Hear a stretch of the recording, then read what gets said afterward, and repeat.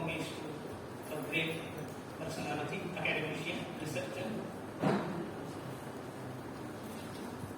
I don't think the name or the person needs any introduction to the younger generation, but for the current generation, I would say a few words.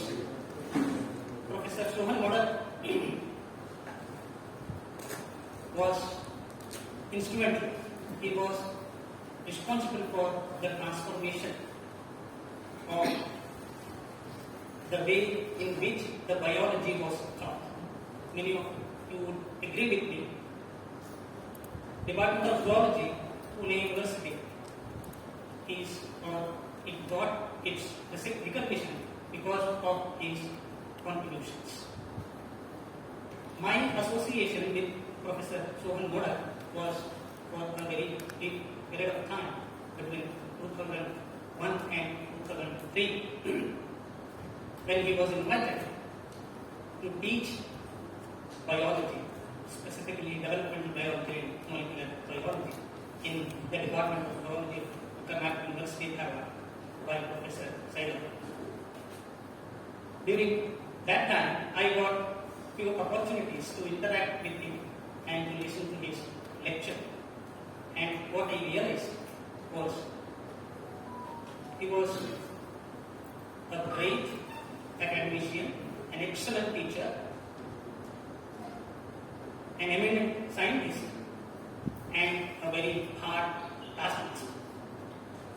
And after joining here, I have heard of him a lot from his students, colleagues, etc. So, in this background, we have organized this memorial meeting to remember him, to pay our homage to him. May I now call upon Professor Sangeeta Pandit, the head of the department, to initiate the proceedings.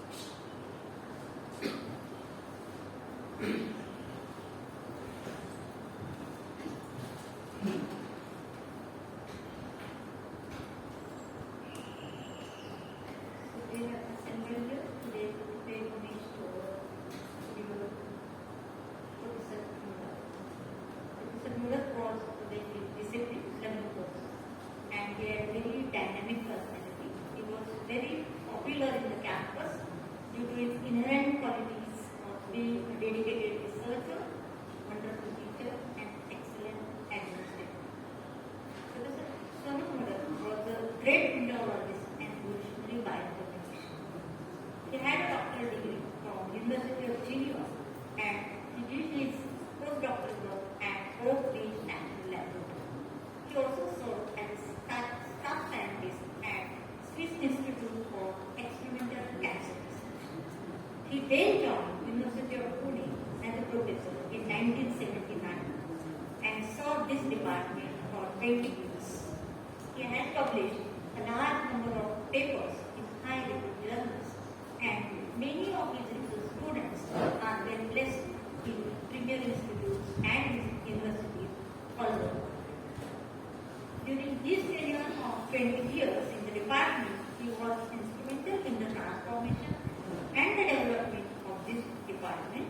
He significantly improved and changed the curriculum of this department by including several subjects like biotechnology, bioinformatics, and took this department to greater height.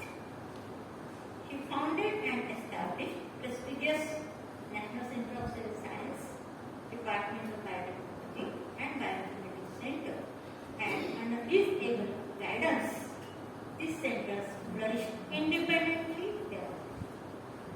I myself had the privilege to be his MSc student during 83-85. He used to teach us molecular biology, developmental biology, and scientific skills of communication. I remember it was the developmental biology practice as well as scientific skills of communication with great zeal. And at that time, he brought a pair of glucose from abroad and he reared in the lab, and we used to use those eggs in for practice. He was very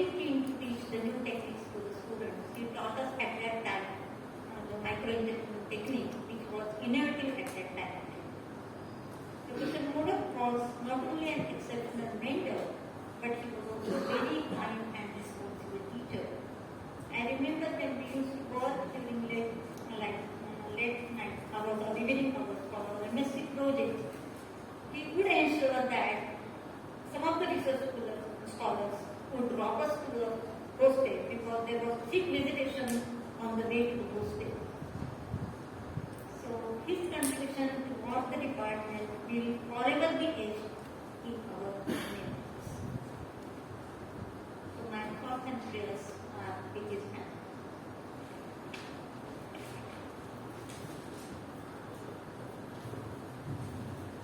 Thank you.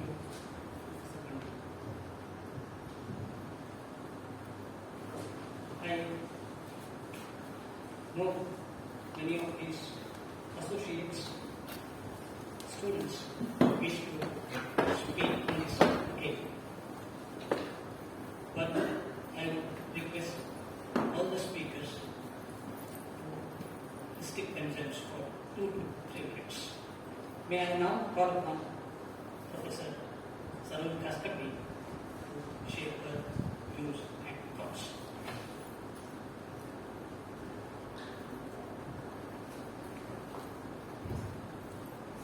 In 1982, when I was doing my MSc in microbiology in Prabhakar College, I taught a lecture by Prof. Sohan Modak, who was invited to give a talk. He explained to us chromatin, which was then a hot topic in biology, and while we were listening to him, I felt DNA was getting compressed into chromatin. His lecture was so mesmerizing that 4 of us from our batch decided to join him for future studies. In 1983, I joined his lab and completed both my MPhil and PhD under his guideship in 1988. During this tenure, I learned many things from him. 2 most important things of them are ethics in practicing research and learn to accept criticism and take it positively if you want to improve in life. I still remember my first seminar of MPhil coursework, which happened in this same hall in 1983. It was supposed to be for 35 minutes, but went on for 4 hours in front of people not only from our department, but scientists from NIV and NCA. I can never forget the way I was hammered for my science as well as for my English. That was a turning point in my career. I decided that if I have to survive here, I will have to make serious efforts, work hard, and improve myself to stand to the test of Prof. Modak. Whatever confidence I have today is because of the lessons learned from that day onwards. As a part of our MPhil coursework, we were asked to take a course on computer programming in 1983. Professor Gadre, who is here, and Professor Kanale used to teach programming in Fortran, which of course was not very easy for us, but we got introduced very early to the world of computers. Other courses we did were one in electricity and electronics, which we used to wonder why we have been asked to do this. But we quickly realized that it was helpful in understanding how the equipment functions. Third course was in photography, which of course came very handy because in those days, all images in the thesis would be photographs, and we could do all those by ourselves. Initially, we were not happy with these courses, but later on we realized the importance of learning these things in life. He was, I feel, far ahead of his time.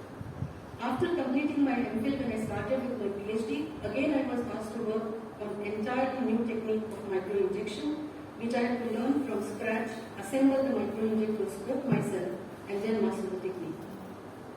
This kind of training makes one confident to work in any laboratory, anywhere. The whole atmosphere in the lab used to be vibrant and conducive to work. He also had the habit of pulling leg of a student, especially if one is scared of him. A small anecdote. I had a colleague named Deepak Saigal who had come from Delhi and joined Prof. Modak for MPhil. Deepak and me would share the working table, and he would often ask me if he had any difficulty. Once Prof. Modak himself was teaching him nuclear isolation and asked him to keep everything ready in the lab. Before starting an experiment, he asked Deepak, "Have you kept warring blenders ready?" Deepak came running saying, "Sir, what is this warring blender?" I told him it is a mixer. So Deepak then goes back again, and Modak sir asked him, "Have you autoclaved Erlenmeyer flask?" Again Deepak doesn't know what Erlenmeyer flask is, he comes running, and I tell him, "Deepak, it is just a conical flask." Third time while work was going on, sir asked him, "Deepak, get me a styrofoam." Again Deepak was zapped, and when I told him thermocol, it means thermocol, he was really surprised. I mean, this he would do knowingly that the work would get tensed. We in the lab would often enjoy these lighter moments. After finishing my PhD, I got a job of lecturer in molecular biology in this department in 1988. I started working as a faculty, so initially for 5 years as a student, and later on almost 12 years as a colleague, I worked with him. In this entire tenure of 20 years, we saw him bringing many projects to the departments and organize international meetings in the department. He was instrumental along with Dr. in initiating NTCF, which later went on to become NCCS. In 1985, we could also get one of the 5 MSc Biotechnology programs initiated by Government of India at Pune University, which after 10 years has become Independent Biotechnology Department. He was also instrumental in initiating Centre for Bioinformatics, which is now an independent department. We could learn many things by just observing him do them.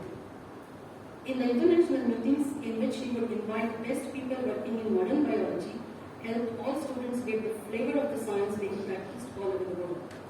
He was equally interested in cultural activity, and I remember that on the occasion of Golden Jubilee celebration of Pune University, students from our department, including me, as well as from other departments, participated in a cultural program, Mudra, under his direction. During his tenure, he inspired many young minds to take up career in biology and biotechnology. His popularity among students is evident from the messages that are pouring from different corners of the world. I have a lot of pleasant memories of Professor Modak, which I will always cherish. May his soul rest in peace.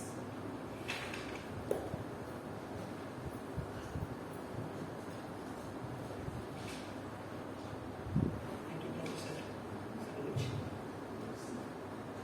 Now, I will call upon Professor Prabhakar, Emeritus Professor, Department of Zoology, Savitribai Phule University. Thank you, Prabhakar. Good morning, everyone.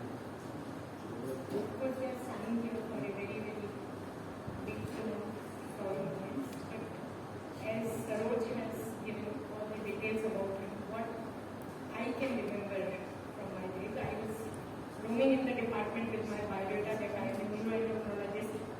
Is it somebody is working there? He was the only one who said me that biology has no problems, and which he has proved by opening bioinformatics, NCCS, all these departments were initiated by him. And he said, I can make botanists to work with me. So what you are saying, I am an endocrinologist. And he himself typed my joining letter, and I joined his lab. That is one thing. And the second most important thing, which I remember from him, is his was the only lecture that you will keep on listening to him without looking at the watch, whether it is 1 hour, 2 hours, or 2 hours.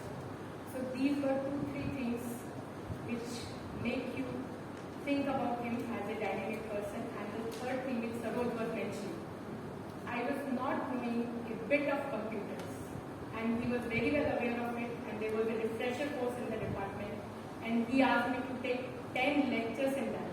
So I had to learn computers before taking the class. So these were the very unique things in life which make you perfect at the end of the day.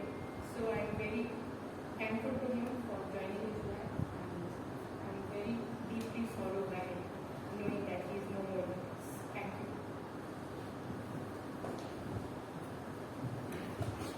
Thank you, Professor Shubha, for sharing your thoughts.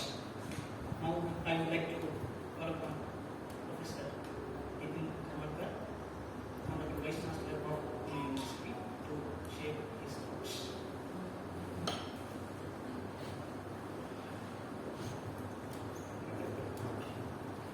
नमस्कार.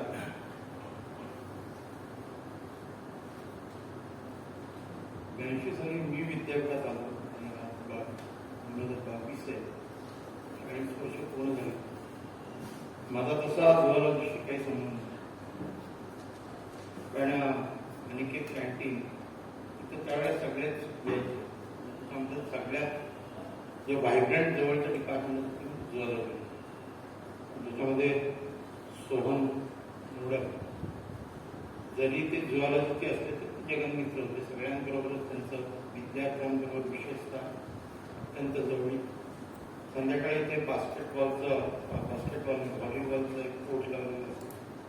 बऱ्याच वेळा संध्याकाळी volleyball खेळताना सुद्धा त्यांना पाहिलेलं आहे. रिफ्रॅक्टरी जी आज आपण बऱ्याच वेळा म्हणजे गुरुगुरू असताना म्हणजे बऱ्याच वेळा अनुभव येते की विद्यार्थ्यांच्या ज्या चळवळी चालतात की त्याच्यात हे निघालं त्याच्यात ते निघालं, तर ती रिफॅक्टरी सुद्धा व्यवस्थित करण्याच्या दृष्टीनं त्यांनी त्यावेळेला योगदान दिलेलं होतं. त्यावेळेलाही असेच आंदोलन झाले. आपण म्हणतो की अष्टावधानी असं एक व्यक्तिमत्व म्हणतो की चतुरस्त्र त्यांचा सगळा वावर होता आणि तो सगळ्यांनाच आवडणारा होता. म्हणजे मला कधीही वाटलं नाही की ते इतके वयाचे आहेत. म्हणजे आता 1-2 वर्षापूर्वी पॅन्डेमिक सुरू व्हायच्या आधी एका भाषणाला तिथे आलेले होते आणि मी लगेच त्यांना ओळखले. त्यांनी माझ्याकडं एक केलं म्हणून तेव्हा मला मॅडमनी परवा सांगितलं की ते 80 वर्षाचे म्हणजे चिरतरुण आठवावा असा माणूस होता. आणि त्याचं कारण म्हणजे सगळ्यांच्या काय मिळेल आणि जे काय असेल ते रोखटोक असेल, ते चुकीचे आहे ते चुकीचं आहे. आणि मग त्यासाठी कुठलाही प्लॅटफॉर्म आणि कोणी समोरची व्यक्ती त्याचा मुलायजा नसायचा. त्या अनेक वेळा मी त्यावेळेला पाहिलेलं. मग ते टीचर्स कोण असून दे की एखादी चुकीची गोष्ट चालली आहे तर ती अगदी त्याचा जाहीर निषेध आणि मग तो कुलगुरूंच्या समोर असेल किंवा कुणी तिथं काही कोणाची मुलायजा नसायचं असं एक व्यक्तिमत्व. आणि ज्याने विद्यापीठाला प्रचंड काही केलं. प्रचंड म्हणजे मी म्हटलं ना की आज आपण स्कूल ऑफ लाईफ सायन्स मला काय वाटतं की हे सगळे 7 जे काही डिपार्टमेंट त्याच्यामध्ये त्यांचं काही कॉन्ट्रिब्युशन नसेल. प्रत्येक ह्याच्यामध्ये काही ना काही बायोइन्फॉर्मॅटिक्स असेल, बायोटेक्नॉलॉजी असेल, NCC असेल, हे शब्दही त्यावेळेला बऱ्याच लोकांना माहिती नव्हते. त्या काळामध्ये संपूर्ण अद्यावत अशा गोष्टी इथे आणणं आणि हे करत असताना प्रचंड प्रमाणात फंड्स जनरेट केले होते. मला असं वाटतं की त्यावेळेला आजही आठवते की झुलॉजी एकमेव डिपार्टमेंट होती ज्याच्या स्वतःच्या गाड्या होत्या प्रोजेक्टमधनं घेतलेली आणि ती सगळी जी देण होती ती एका माणसाची होती, अवघ्याची होती. आणि अशा माणसाचं जाणं नेहमीच चटका देणार असतं. तरी माझा स्वतःचा डायरेक्टरशी संबंध जरी आला नसला तरी विद्यार्थी प्रिय शिक्षक मला माहिती आहे की सुरेश मॅडम असतील, डॉक्टर घासकडे असतील, त्यांना त्यावेळेला विद्यार्थी मी पाहिलेलं आहे. आणि अनेक जण आणि आज बरेच जण म्हणजे त्यांच्याकडे शिकले, ट्रेन झाले, त्यांच्या मेंटॉरिंगमुळं वेगवेगळ्या क्षेत्रामध्ये अत्यंत चांगलं काम त्यांनी केलेलं आहे. आणि त्यामुळं अशा गुरुचं जाणं, अशा शिक्षकाचं जाणं हे नेहमीच झटका देणारं माझ्यातर्फे आणि विद्यापीठातर्फे त्यांच्या कुटुंबियांना हा झटका सहन करण्याची त्यांना शक्ती देव आणि त्यांच्या आत्मचिर शांतीमध्ये प्रार्थना करतो. धन्यवाद.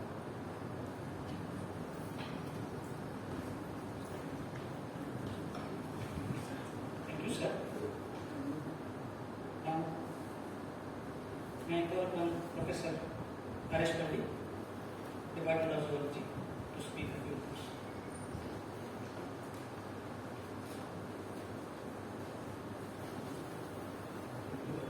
Good morning.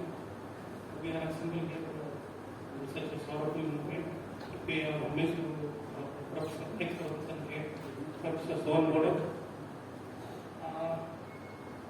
Although I was not directly interacted with him, I don't have opportunity to interact with him, but when I was head of the department, so I had a small opportunity to interact with him. So once upon he had been to our department and we have invited him for a cup of tea in our department. We had a discussion and I remember his sentence. He told me, "Oh, you are a man. So you have a lot of potential. You can do something for the department." And also simultaneously he told me that I can remember his sentence that I have a science. You can call me. I can teach science, even though I have crossed more than 75 years, but I have science in myself. I can teach. Please call me. So I got this sentence and I have thought thoroughly on that. I can call him. And after 1 month, there was a refresher course in our department. I have grabbed that opportunity and the first resource person which I decided in my mind that I should call him. So I rang him and immediately he responded to me, "Yes, so young man, I am ready." Yes. Then he had been here, he delivered his lecture for referential participants, and he told me that yes, you take the copies. So this was the interaction I had. Otherwise, he is a good teacher. That we heard about from other senior colleagues that he is a pioneering and he is one of the the best persons, one of the great teacher. आपण मराठी म्हणतो की हाडाचे शिक्षक होते, निष्णात teacher होते. Subject त्यांचा biology असेल, zoology असेल, त्यांनी बरेच ऍडमिनिस्ट्रेटिव्ह ऍक्टिव्हिटीमध्ये पण भाग घेतलेला आहे आणि त्यांनी एक असं एक इन्स्पिरेशन दिलेलं की टीचर्स टीचिंग असो किंवा रिसर्च असो, monitoring to many students. So we can remember this department will remain indebted. We can remember him for a longer period of time. So with this, I pay my homage to him and condolence to his family. Thank you. Thank you, Professor Pandit. Now may I call upon Professor Savitribai Phule, former head of the Department of Zoology and a colleague of Professor Sohan Modak, to speak a few words.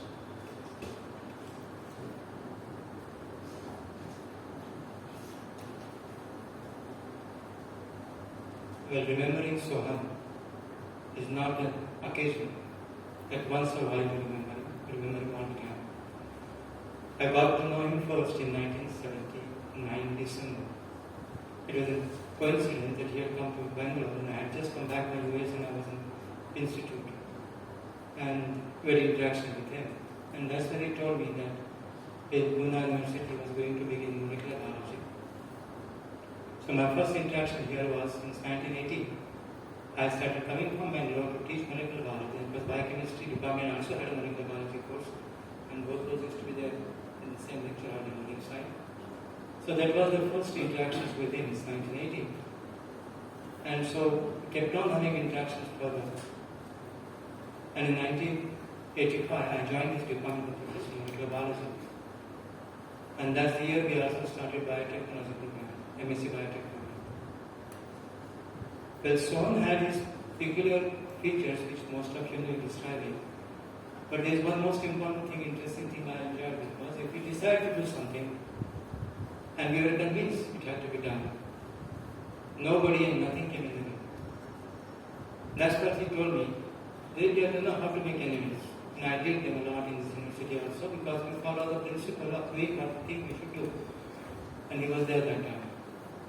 Making a syllabus, I remember we used to sit up till 11 o'clock in the night. I used to go home. He used to come on for dinner with me now, and we sit back and write syllabus and continue it. And we made syllabus, variety of new programs until late evenings. Sit down, do there because we had a committee in his office and we used to print and type there. It was all enjoyable. But the most important thing that helped me in what I wanted to do was to interact with young generation and be with them and make the biology as it should be. It is like we used to make this funny statement when we initiated first biotech program under NBTB, it was National Biotechnology Board, which became DBT afterwards. And so when we discussed about starting this MSc program in the country, and one in the Department of Zoology, somebody objected, how can you attend zoology? So I remember we had convinced that time, these people saying, remember biotechnology is making money using biology. And in Pune there is a great biotechnologist and he has a big business called Chitted. And that's how we started telling people that biology has everything and we must do it. And it worked. It worked. And I know what we had gone through in the beginning in this university setup. But we also know how we could achieve a lot of things, interacting with people, getting young generation together. And it was a good family interaction. Of course, Shamira was also a student. Mrs. Modak. So we know the family now. But the most important component and part I would like to share with you is that a variety of programs Department of Zoology that time started. I still recall in Board of Studies meeting in the university, the zoology department, many people from colleges came and charged us, is this zoology you are talking about? How can computer programming, mathematics, statistics be in zoology? University people said that, but in zoology people said that. And we said, no problem, you will realize, you will get into it, and it continued to do that. The standing up together for making a change was very nice. A whole group of people, my colleagues who are here around also in that time, and we had a good network with people around. I recall when some biotechnology program was initiated, we started people contributing everywhere from HCL, this, CCMB, and subsequently we got in, two professors we got in, I was asking him, there's a problem that we have to have a subject because you can't have a zoology background person or biochemistry background in biochemistry or physics person in zoology, those kind of tools. But I have two people I know.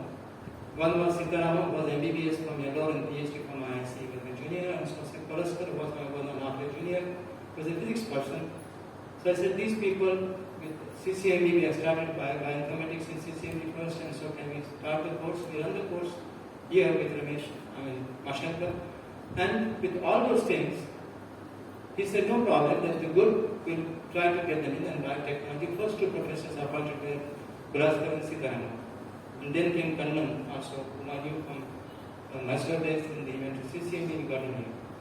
So that gave a confidence that merging the kind of talents and things together for making a subject work and making it together, not losing its identity, but making it spread better was much nicer.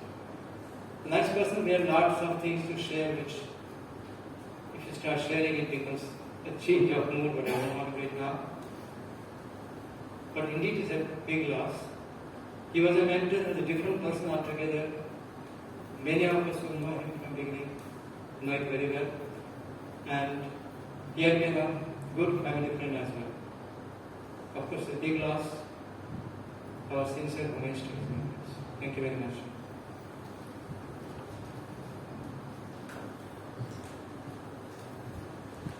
Thank you, Professor Prabhakar. Next, I would like to call upon Professor Pudwali to speak for a few words. Professor Pudwali.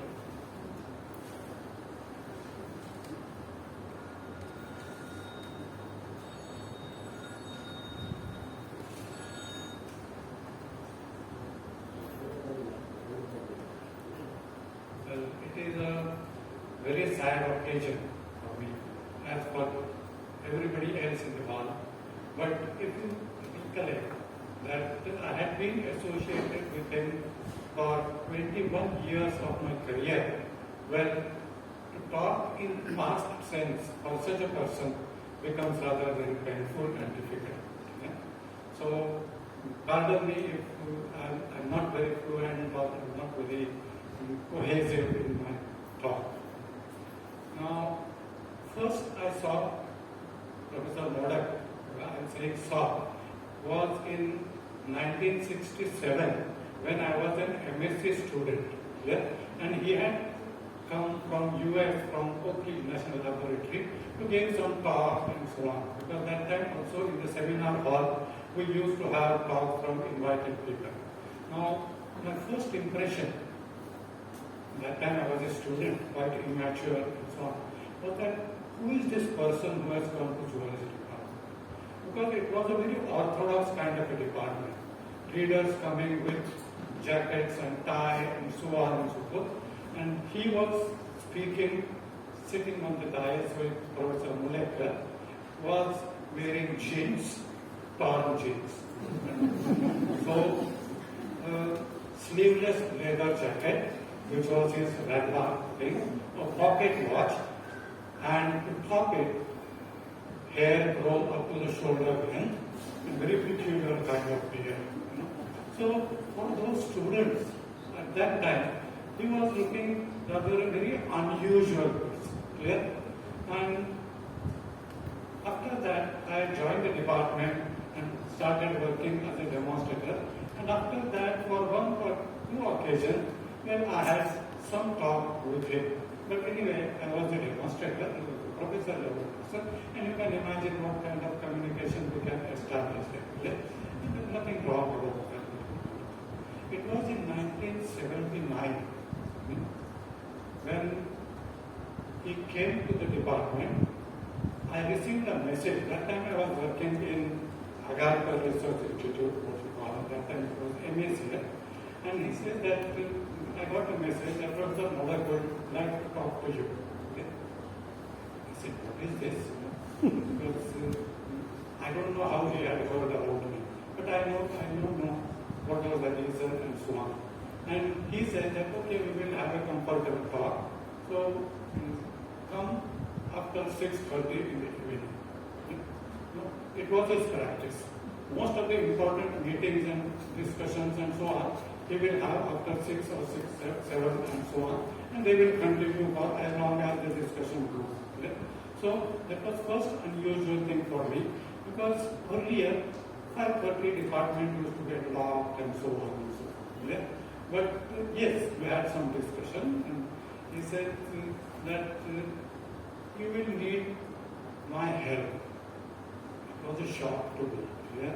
A research assistant working in ARI being asked by a professor in Pune University to help was something unusual. That showed me that yes, he is a different kind of a person. He never had such kind of hierarchy-based discussions and so on and so forth. Whenever he thought somebody can be useful, well, he had no inhibition or any other kind of inferiority, how I will talk to him and so on and so forth. Well, we had several meetings during 1979, yeah?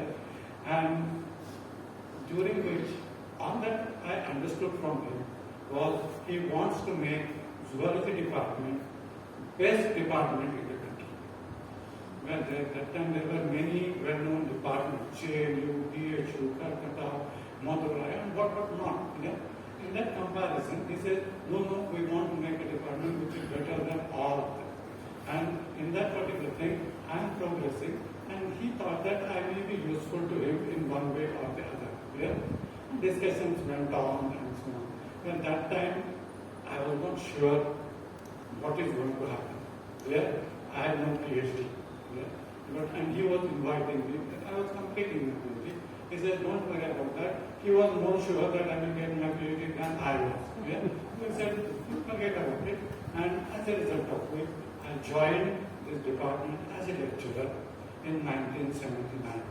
And from 1979 till 2000, till he retired, we had very, very different levels of interactions amongst ourselves. Yeah? Well, in a sense, I was not a very formal student of him. But knowing the reaction, knowing his teaching, sitting in some of his class, well, there is no need for me to certify how excellent a teacher he was. Yeah? But more than that, his passion was for the department. Yeah? He was obsessed, actually, with making the department the best in the country. And he had exposure in many foreign countries how the best departments are. And from that point of view, he said, okay, we will work it out. And I was rather surprised to see that within next 4 or 5 years, what he had visualized, the position that he had visualized for the department, he could reach. Yeah? Of course, his first priority was students. Yeah? Even he will give priority to a student requirement as compared to the priority of the faculty or a professor and so on. When he said that, okay, students should have their common room first, faculty can wait, they have their own rooms. Yeah? So that was the kind of affection he had for the student. Not only in terms of subjects, yeah, at personal level. He was always ready to help any student in any difficulty that the student is facing. I have not seen on the campus any other professor playing volleyball with his MSc students. Yeah? But he was a person of that kind. Of course, that shouldn't mean that yes, he was not very serious about his responsibility. Yeah? He was always very serious. To achieve his goal, he needed efforts of all different kinds of people. Yeah? Each very eminent. And I don't know if you can realize how difficult that task must be. To bring 4 top officers from the country to work together in the department was a task by itself. Yeah? So, and he had to face many difficulties. But as his priority was for the department, for the development of the student, and so on, well, he could achieve that particular goal. He could convince all those people, yes, once you have a bigger position, you will have your own ego. And nothing wrong with that. I am not saying that it is wrong. To bring together all these people tried their best and transfer it ultimately in terms of the research and ultimately to the students was his aim. And he could succeed in that particular thing for his, well, either way of tackling the people, whatever you may call it. He has a knack for that particular thing. And that was very unique kind of a situation. Whenever he was talking about the department, he was not just talking about the building, but he got the building whatever he wanted. He was talking about the syllabus, course content. He said when the student from this particular department goes out, he should stand out among any other student because the kind of training that we impart. Yeah? So we have just any branch related to biology was welcome by him. We had people coming from NIV, NCC, and so on. You name it. NCL and so on. Getting NCL deputy director come and teach our MSc students, he could achieve it. Yeah? So he had that knack, he had that personality, and because of which he could achieve what he wanted. Yeah? And I'm sure that of course, he was a restless person. He could never relax on what he had. He always looked for something more than what he had. But certainly, I would say that yes, he was quite successful in achieving what he wanted to be done in terms of the student, in terms of infrastructure. Well, we had poultry, we had campus facilities, we had animal house. You name any facility that you think of, and he had created it here, be it having generator and so on. So his vision, though he was in a classical sense a zoologist, he was BSc Zoology from Ferguson College, and I also happen to be from, so I'm very proud of that particular thing. But he could look at the zoology as it would change in time. Yeah? That was his vision, that was his view, that yes, that's why he could think of bioinformatics, biotechnology, and so on and so forth, and kept on contributing and making the department best in view of this. I think at that time this must be the only department where professors who were not necessarily MSc or PhD in zoology were there. As Philip mentioned, well, there was an MBBS person, there was biophysics professor, and so on. That too in zoology. That time, well, getting a person of other discipline as a faculty was not a very comfortable idea in other departments. That made the zoology department very different in the campus. Where, and that gets reflected today even. Where I think the glory in which the department is bathing today, most of it we owe to Professor Modak. I am not demeaning earlier professors. They were giants in their own field. Professor Waddington used to come to the department, can you imagine? So it was not that. But the way in which biology changed, he was capable of changing. Yeah? And there lies his greatness. Yeah? And to talk about a person with whom we have spent 21 years in past tense is rather good. Thank you. I will say that yes, may God make his soul rest in peace. But I have my doubt. Even his soul, I don't know whether it will be in peace ever there. Because that was his nature. No, he never sat quiet. And I don't think that his soul also must be thinking of something more and more and really different kind of. But yes, he should enjoy that particular state. That's what we say. And for allowing me to say a few words, I thank the organizers. Thank you.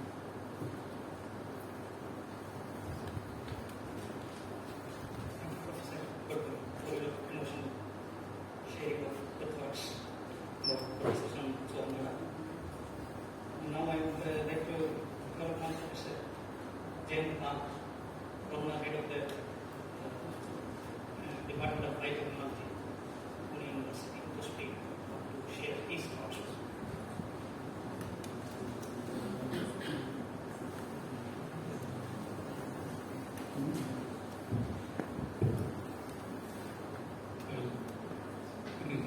sad day that we are meeting today to pay homage to a gigantic figure in the biology section in the country, not only in the country but in the world.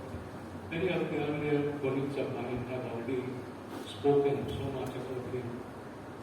But here, I had the opportunity to work with him as an associate for almost 3 years, a good amount of time, and I enjoyed every day, every hour of my association with him during that time from 1981 to 1984.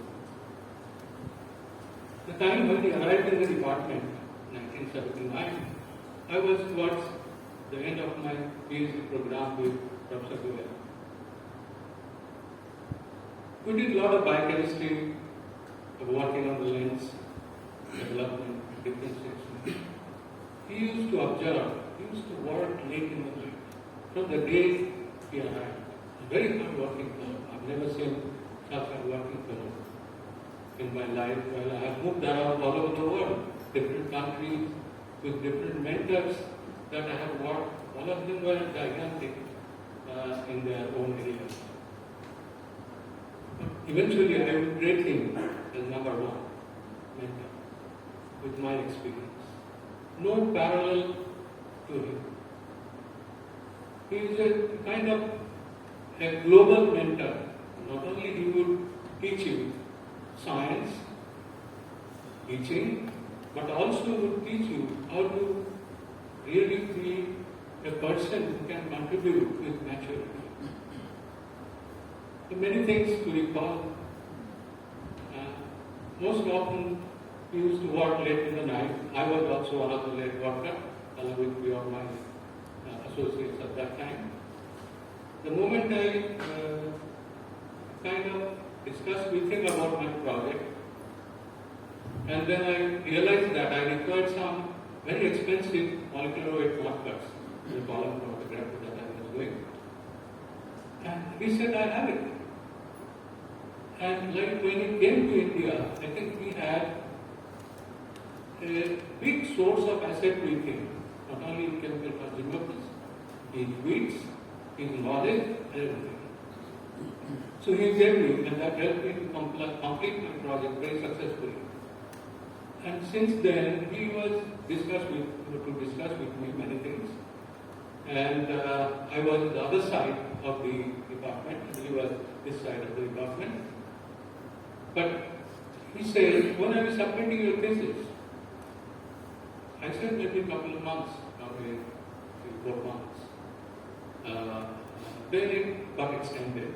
And eventually, in 1981, the day I submitted, he said, you give me a joining letter here, and you are going to be in my group, join as research associate.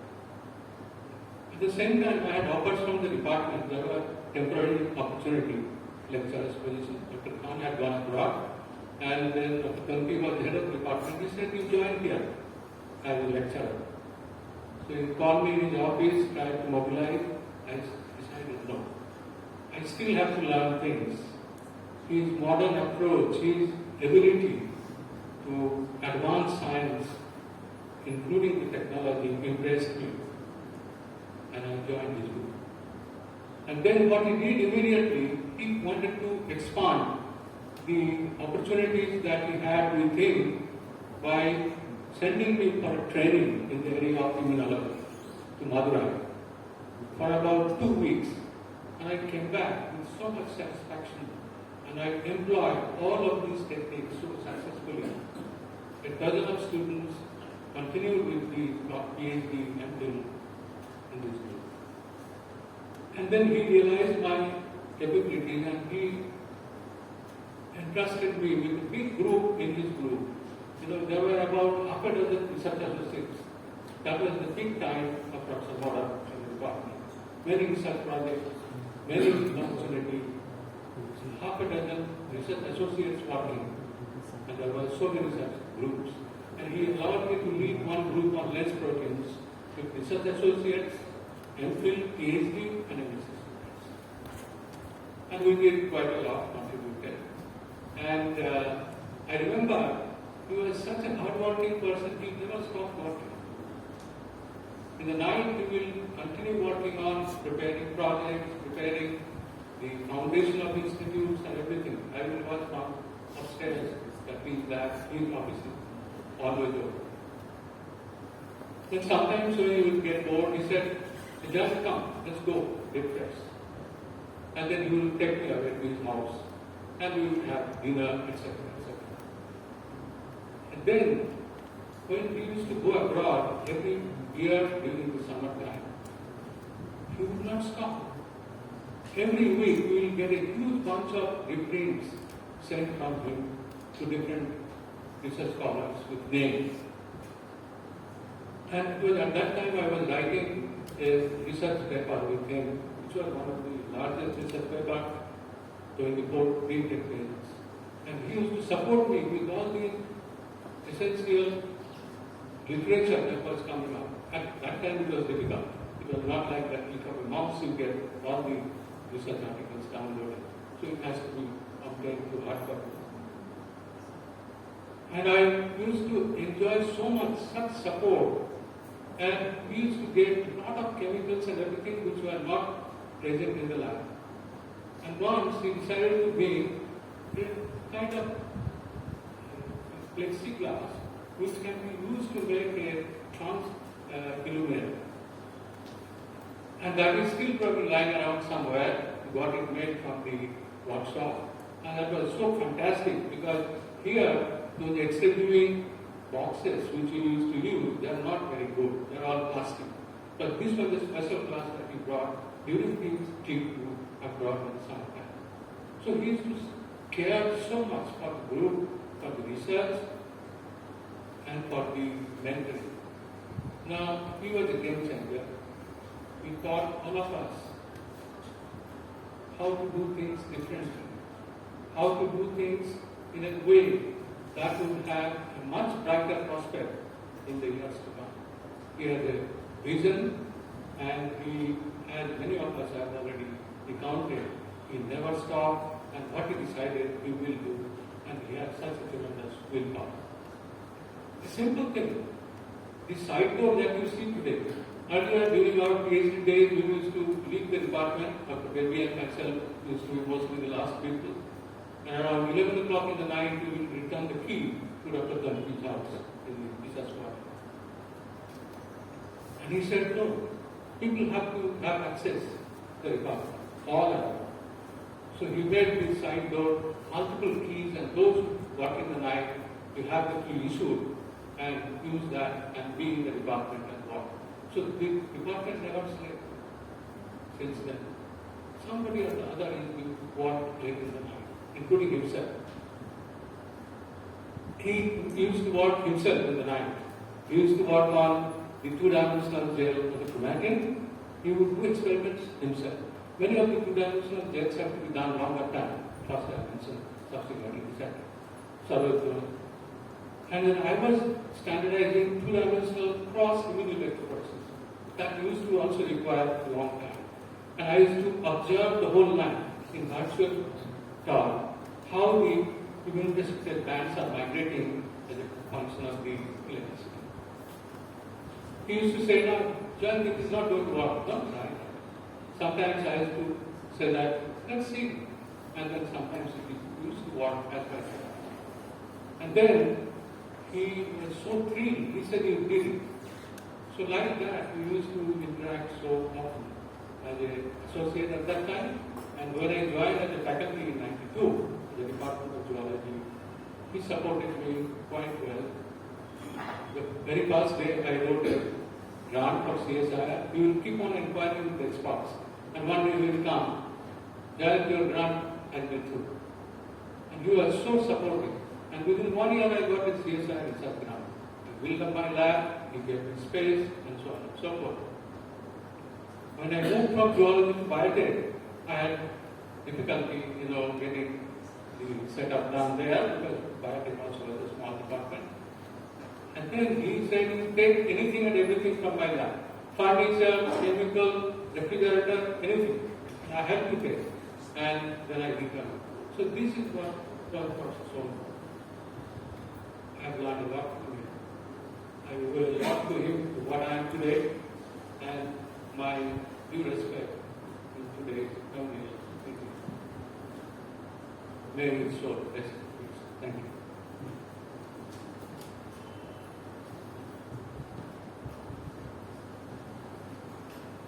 Thank you, Professor.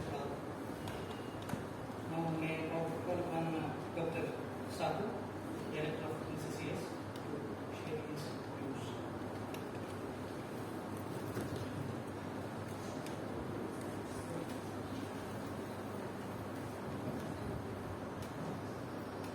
I am here to pay respect on behalf of the NCCS family and on my personal behalf. I never, unfortunately, had an opportunity to meet somebody. That's really nice that I can meet. But, when I started thinking why I'm here is because I started thinking about existence, the existence of NCCS is just because of him and of Sohan. If they were not there, we would not be here, right? And when I was talking to he told me that it was because of this impulse, this idea which materialized, came to Pune. There were a lot of people, takers, to take this idea in other places. It could have been somewhere in Delhi or somewhere in Hyderabad or somewhere in Bangalore. But he was a very strong personality and it was not very easy to sort of go against his views, and that I think is the most reason why NCCS came to Pune. Such a great personality. When we lost him, I saw mails pouring in GRC. Never seen this happening before. Those who are here, will agree with me that such kind of thing never happened. 1, 2, 3, several, one after another, everything talking about his efforts, his personality, a colorful man, a very commonly used term, a witty person, a great critic who would not fear to anyone, and he would express his views, even if it goes against everyone, every person sitting in an audience, he would never refrain that. Such a great personality, we don't get people like him very often, and therefore such personalities find a place in our heart, including in those who never met him. And I can say that's the reason I'm here. That people who not only think about their career, but people who think about the department, people who think about the environment, people who think about each and every person associated with them, and people who want the development of that particular region, and they don't think about themselves, and that's the reason we are here. We as NCCS existed in just because of his effort and because of our effort. And Dr. Modak would agree with me. No one is here, he would agree with me. So, sir, I want to tell you that what we have started still exists. We in NCCS work 24/7. We haven't stopped. We haven't stopped lately. Our faculties come early in the morning, as early as 5 o'clock in the morning, and they leave late at night. Our student works 24/7, and that's the reason we can do what we are doing today. So we are keeping your dream alive, sir.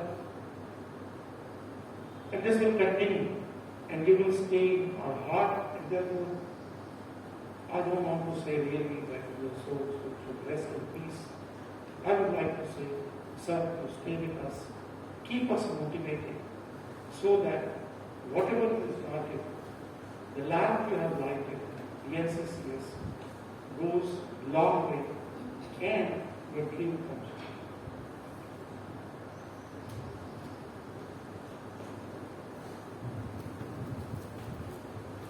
Thank you, Dr. Sagar.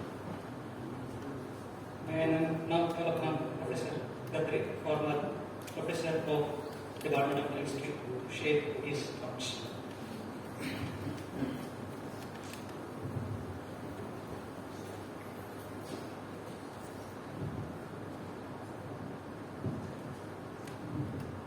मी एकटाच रसायनशास्त्र विभागातला माणूस आहे की ज्याचा life सायन्सेसशी काहीही संबंध नाही आणि तुम्हाला अत्यंत आश्चर्य वाटेल माझा सोहन मोडक यांच्याशी कसा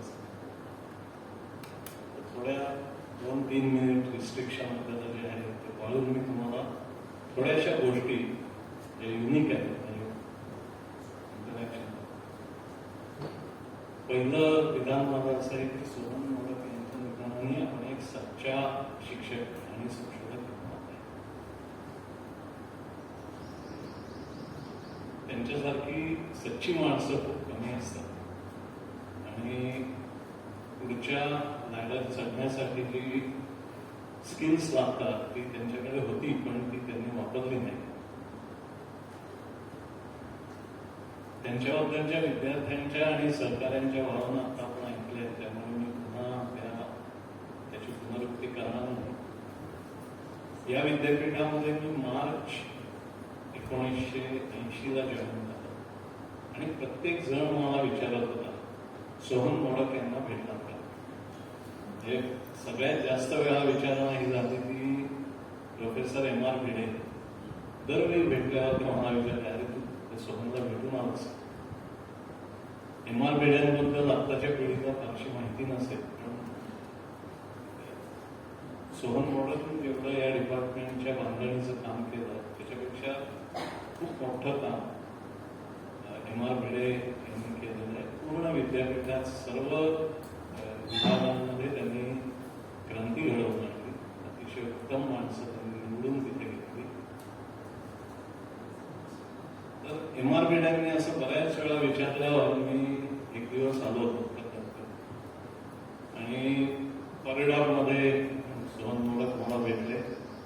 बऱ्याच वेळा मी त्यांच्याकडे येऊन जायचो गप्पा मारायला. संध्याकाळी संध्याकाळी त्यांची आवडती वेळ होती डिस्कस करायला गप्पा मारायला. आणि मला प्रत्येक वेळी जाणवायचं की अध्यापन आणि संशोधन हे सुधारण्यासाठी प्रत्येक क्षण हा माणूस काम करतो. एक संस्कृत आम्हाला अतिशय व्यवस्थित संस्कृत शिकवलेलं आहे शाळेमध्ये आणि मला एक सुभाषित आठवलं त्यांच्या बाबतीत मनस्वी कार्यार्थी न गणयाती सुखम न च दुःखम. न गणयाती दुःखम न च सुखम. जो मनस्वी काम करणारा माणूस आहे ज्यांनी आपलं जीवन खऱ्या कल्पनेला किंवा विषयाला वाहून दिलंय तो सुख आणि दुःख बारीक गोष्टी बघत नाही. पूर्ण जीवन त्यांना वाहून टाकतो. भर्तृहरीचा शोध आहे आपला श्रीधर असा तुम्ही आम्हाला संस्कृत अतिशय एका अद्वितीय माणसाने संस्कृत शिकवलं. त्यामुळे सायन्सचा सगळा फ्लो होऊन सुद्धा या गोष्टी टिकून त्यांच्या प्रयत्नांची म्हणजे डिपार्टमेंट ऑफ बायोटेक्नॉलॉजी, बायोइन्फॉर्मॅटिक्स आणि NCCS उभारण्यातली सर्व धडपड आपण आता ऐकलीच म्हणजे रिपीट करणार नाही. फक्त माझा एक छोटासा अनुभव सांगतो. बायोटेक्नॉलॉजीचा MSc कोर्स सुरू केल्यावर त्यांना माणसांना पकडायची नाही पडली. त्यांनी पकडले आता तुम्हाला सिलेबस भरून दे केमिकल मॅथमॅटिक्स किंवा mathematics for biology something like that, spectroscopy आणि क्वांटम मेकॅनिक्स असा कोर्स त्यांनी मला पहिल्या वर्षी शिकवायला. You have to come and teach. या प्रकारची डिमांड फक्त सोहनच करू शकत असत. नंतर काही वर्षांनी मला गद्रेत केमिस्ट्रीत कशाला राहायलास. ते एक दिवस येऊन बसायचं केमिस्ट्रीत काय आहे, केमिस्ट्रीत कशाला. मी इथे तुला एक पोस्ट मी त्यावेळी लेक्चर मॉलिक्युलर इंटरॅक्शन्स अशी एक सब्जेक्ट स्पेशलायझेशन घेऊन I create a post for come here. त्यांना म्हटलं नाही मोडक साहेब, मी आहे इथेच, ठीक आहे, कोल्हापूर आपण करूया, परंतु केमिस्ट्री सोडून मी एक आणखी अनुभव मला 1992 मध्ये भटनागर पुरस्कार मिळाला. त्यावेळी त्यांना कशी बातमी माहीत नाही कळली. तो जाहीर व्हायच्या आधी 4 दिवस त्यांचा फोन, असं असं आहे, तुला कळलं का? आणि मग एकटा माणूस असा की तो घेऊन मला, पार्टी मागणारे लोक खूप असतात अशा वेळी. पुन्हा कॉफी हाऊस एकेकाळी खूप चांगलं होतं, त्या काळी एक संध्याकाळी आपण बसूया म्हणून मारूया. तर अशा तऱ्हेने त्यांनी मला या पुरस्काराची बातमी, भरपूर इंटरॅक्शन, अशा खूप स्टोरीज आहेत अजून, पण वेळ. त्यांनी 2015 मध्ये दिलेली मुलाखत बऱ्याच ठिकाणी, काही वाक्य मला फार आवडली. त्यांनी त्यांच्या मेंटर्स बद्दल लिहिलं. All of them were good, unassuming, never hungry for power or prizes, but bitten by the bug for the quest of the unknown. तर हा त्यांचा ड्रायव्हिंग कोर्स होता. त्यांनी स्वतःही या गोष्टी कधी केल्या नाही. म्हणजे ही नेव्हर आस्क्ड, म्हणजे मला भटनागर अवॉर्ड किंवा अकॅडमिक फेलोशिप्स मिळाल्यावर we never discussed about him being. तर त्यांच्या बाबतीत, स्वतःच्या बाबतीतही हे वाक्य खरी आहे. Very unassuming, bitten by the bug of the west of the knowledge. आणखी बऱ्याच गोष्टी आहेत आपण कधीतरी म्हणतो. या क्षणी मला एवढंच सांगायचं, प्राध्यापक मोडक यांना माझी श्रद्धांजली. अशी वेळ येईल असं कधी वाटत नाही, पण ती आज आलेली आहे. आणि कोणीतरी म्हटल्याप्रमाणे त्यांचा आत्मा शांततेत राहील असं वाटत नाही. He will also try to do many things when he reaches his destination. तर माझी प्रभावक यांना आशा.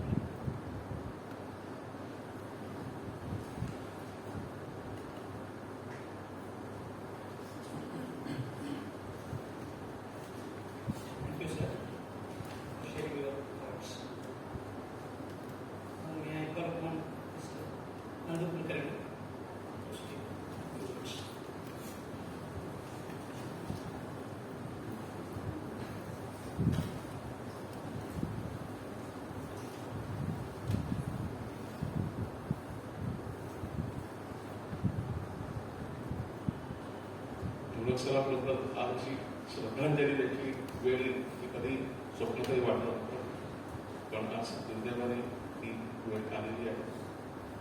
पण ठीक आहे, फॅक्ट ऑफ लाईफ. पण मी त्यांच्या संपर्कात जेव्हापासून आलो, 1983 पासून त्यांच्या संपर्कात आलो, आणि ते रिटायर करून त्याच्यानंतर काही दिवस मी त्यांना अतिशय जवळून बघितलं, मोडक सर. आणि as a scientist, as a professor, आणि ॲज वेल एज एक स्पर्शत होत आहे, आणि ॲज अ टीचर ऑल्सो. आणि मी जवळजवळ दिवसातून 12 तास त्यांच्याबरोबर असायचो, कारण मी त्यांना अतिशय जवळून त्यांच्या व्यक्तिमत्वाचे एक पैलू सगळे बघितले. आज आपल्याला सगळ्यांनी ते मला अतिशय जवळून बघायला मिळाले, कारण अक्षरशः 12 तास सकाळपासून त्यांच्याबरोबर असायचं. मोडक सरांचा तुम्हाला अतिशय सिंपल नेहमी असायचं. आता सरांनी काय जीन्स पॅन्ट, त्याच्यावरती शर्ट, आणि ते जॅकेट नव्हतं त्यांचं, त्या ते कायमस्वरूपी असायचं. आणि ते जॅकेट नसल्याच्या प्रोफेसर नवं दिसणार होतं. आणि इथं ते परदेशातून आल्यानंतर एक त्यांची विजय स्कूटर होती, त्याचा नंबर माझ्या लक्षात आहे 1746, ग्रे डार्क ग्रे कलरची स्कूटर होती त्याची. सकाळी 8:30ला ते विद्यापीठात राहायचे I4मध्ये, मला अजून घर लक्षात आहे. तिथे सकाळी ते बाहेर पडणार 8:15, आणि ते कॅन्टीनला येणार, काहीतरी खा काशीनाथकडे गप्पा चालायच्या की किल्ले सांभाळतात, मला सांभाळतात, काय वगैरे खाणार, ते चहा पिणार, 2 कप चहा पिणार. आणि 9:15 बरोबर ते तिथे ते स्कूटर असेल, 50 आणि 9ला डिपार्टमेंट फुल फ्लेज सुरू असायचं. इतकं की जसं काही डिपार्टमेंट सुरू होऊन 1-2 तास झालेले असं ते डिपार्टमेंट सुरू होत होतं. आणि ते एकदा रूम मध्ये शिरले की ती घंटा जी होती ती घंटा सुरूच राहायची, बेल, पुश बेल, आणि ते सुरू राहायचे. आणि यांना बोलवा त्यांना बोलवा, हे करा ते करा, ते डिपार्टमेंट फुल प्लेस सगळं असं पूर्ण क्षमतेने चालू झालेलं असायचं. वरती रिसर्च स्टुडंट्स असायचे, त्यांच्या लॅबमध्ये कॉरिडॉरमध्ये छोटी छोटी टेबल्स टाकली होती, ते सगळे तिथे हजर असायचे आणि प्रत्येकाचं काम सुरू झालेलं असायचं. आणि याला बोलव त्याला बोलव, हे कर ते कर. ते सकाळी 8:30 हे सुरू व्हायचं असेल, ते आज असं ऐकलं की जायची वेळ नक्की नाही, तसं त्यांचं असेल की रात्री ते जायची वेळ नक्की नसायची. दिवसभर कधी ही व्यक्ती काय खायचंय, काय लंच घ्यायचंय किंवा लंच ब्रेक मध्ये काय करायचंय हे आजपर्यंत मला अजूनही माहित नाही की दुपारी जेवायचं घेतो. पण चहा मात्र एक घरदा सोडून आणून ठेवलेला असेल त्यांच्या बेसिकवरती, तर चहा मात्र पीत राहायचं त्याच्यावरती. आणि तो चहा म्हणजेच त्यांचं अन्न असायचं, सिगरेट्स असायच्या सतत.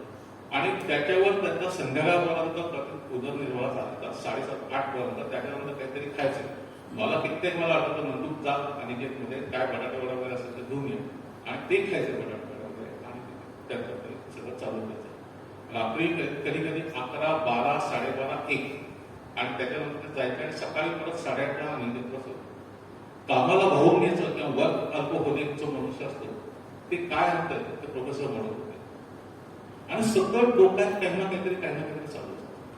मी 2-3 भागात तुम्हाला सांगतो. आणि आपण त्यांचे जर काही या गोष्टी आत्मसात केल्या तर ते त्यांना कधी श्रद्धांजली देतील असं वाटतं. तर मुळात कामाचं प्रचंड उरक आणि सतत काहीतरी काम. ते जेव्हा इथे रुजू झाले तेव्हा प्रोफेसर टोंटी म्हणून हेड होते आणि त्यांना दुसरी पोझिशन होती ती मोडक आणि त्यांनी शेजारची खोली घेतली. आणि त्या खोलीत जरी तुम्ही शिरला तर प्रचंड अस्ताव्यस्त सगळ्या कागद पडलेले असतात की त्याच्यात त्यांना ते कागद कसे सापडायचे त्यांच्याच त्यांना माहिती. पण सगळे कागद पडलेले असायचे. त्यांच्याकडे तेव्हा कोण नव्हता. विद्यापीठात तो काळा कोण जुन्या चरित्रातला तो कोण असेल त्यातून कित्येक मला ऐकू येत नाही. पण तरी ते जेव्हा काहीतरी बोलत असायचे कारण त्यांना खास कोण त्यांच्या खोलीत लावला. अदरवाईज मोबाईल तर काही त्यावेळेचे जमानाच नव्हता. आपण त्या फोनवरती त्यांना फोन येत राहायचे आणि कसं त्यांचं ते सगळं चालू असतं.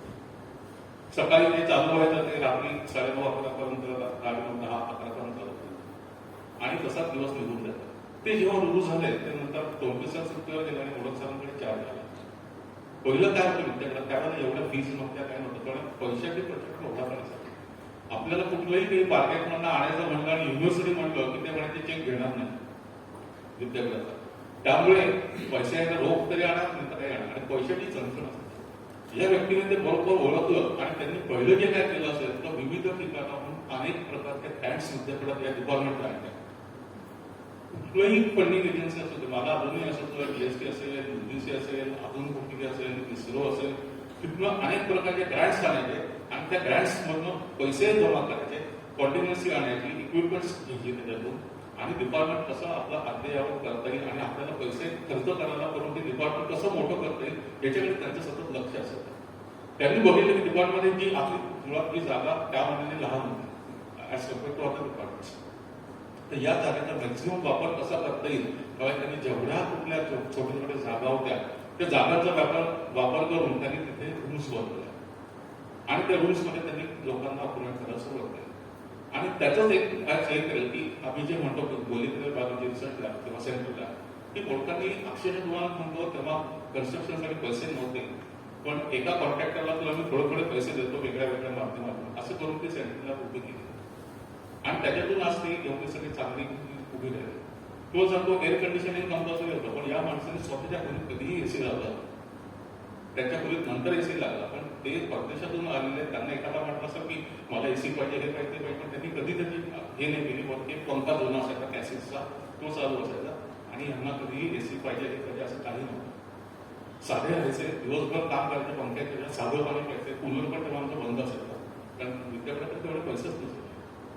साधं पाणी देऊन हा मनुष्य करायचा.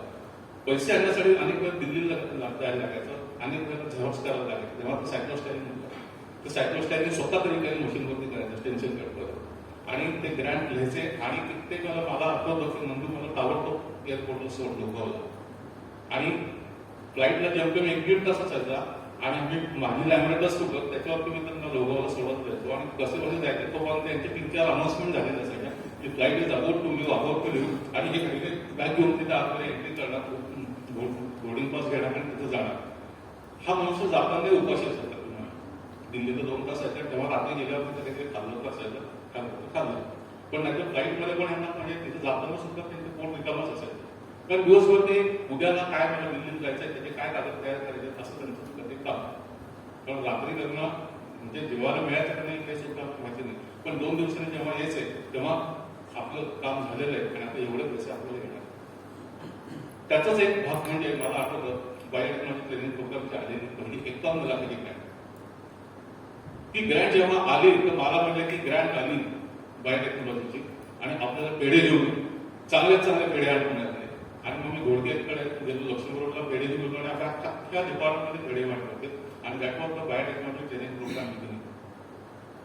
तुम्हाला सांगतो की 1993ला मी जेव्हा भरती झालो तेव्हा ट्रॅडिशनल झोलॉजी होतं आणि 1985ला बायोटेक्नॉलॉजी सुरू झालं आणि फर्स्ट इयर त्यांनी कॉमन केलं बायोटेक्नॉलॉजी आणि झोलॉजीचा. आणि यांचं एवढं हे होतं की झोलॉजीचा मुलगा हा केवळ ट्रॅडिशनल झोलॉजीच्या चक्रातच अडकून नये, त्यांनी पण चांगलं बाकीचं नॉलेज आपलं ऍडव्हान्स करावं सगळं शिक्षण. म्हणून मला अजून त्यांचं आठवतं, कारण मी त्यांच्याबरोबर सिलेबस करताना पण असायचो. त्यांनी बघितलं की आपल्याकडे झोलॉजीला बाकीचे पण स्टुडंट आहेत की ते आपण जे गावाकडून खेड्यात त्याच्यात मध्यम याच्यात नाही. Writing scientific reports and presentation हा त्यांनी सेमिस्टर सिस्टम सुरू झालं की एक पेपर त्यांनी तो केला. दुसरी गोष्ट कम्प्युटर्स.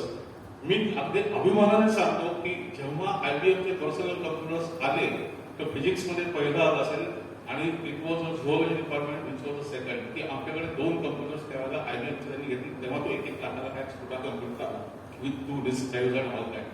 आणि झोलॉजीमध्ये कम्प्युटर्स आले म्हणून अख्ख्या विद्यापीठात बातमी की झोलॉजीमध्ये कम्प्युटर, तेव्हा कम्प्युटर हे नवीन होतं.